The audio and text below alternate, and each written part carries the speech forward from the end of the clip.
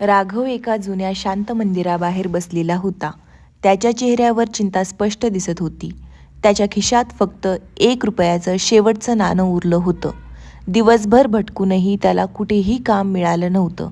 उपाशीपोटी तो मंदिरांच्या पायऱ्यांवर येऊन बसला आणि मनात विचार करू लागला, हे शेवटचं नाणं माझ्या आजच्या जेवणासाठी पुरेसं असेल का?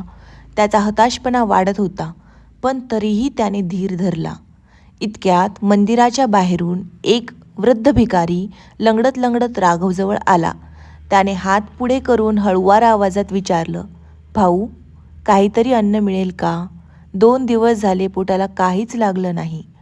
राघव काही क्षण गप्प राहिला. त्या भिकाऱ्याचा थकलेला चेहरा आणि रडवलेला स्वर त्याच्या मनात हेलावून गेला. त्याने खिशातलं ते शेवटचं नाणं हातात घेतलं. डोक्यात विचार आला, हे नाणं माझ्यासाठीही महत्त्वाचं आहे, पण याला कदाचित माझ्यापेक्षा जास्त गरज असेल.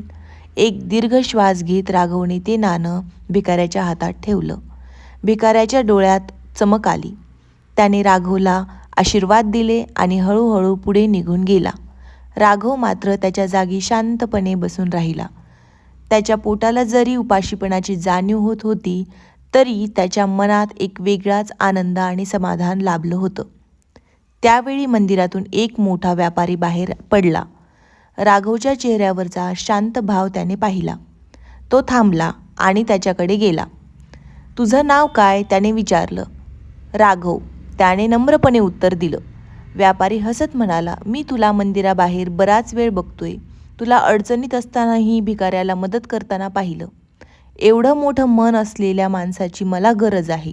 माझ्या कंपनीत काम करशील? राघवला सुरुवातीला विश्वासच बसला नाही. त्याच्या डोळ्यात अश्रू उभे राहिले. त्याने मनोमन देवाचे आभार मानले. त्या एका छोट्या कृतीमुळे त्याच्या आयुष्याला नवी दिशा मिळाली. तर या कथेतून आपल्याला असा बोध मिळतो, दान करण्यासाठी श्रीमंत असण्याची गरज नाही, तर मोठं मन असणं महत्त्वाचं असतं. अशाच गोष्ट आवडली असेल तर नक्की लाईक आणि कमेंट करा. अशाच आणखीन गोष्टी पाहण्यासाठी माझ्या चॅनलला सबस्क्राईब करा. धन्यवाद.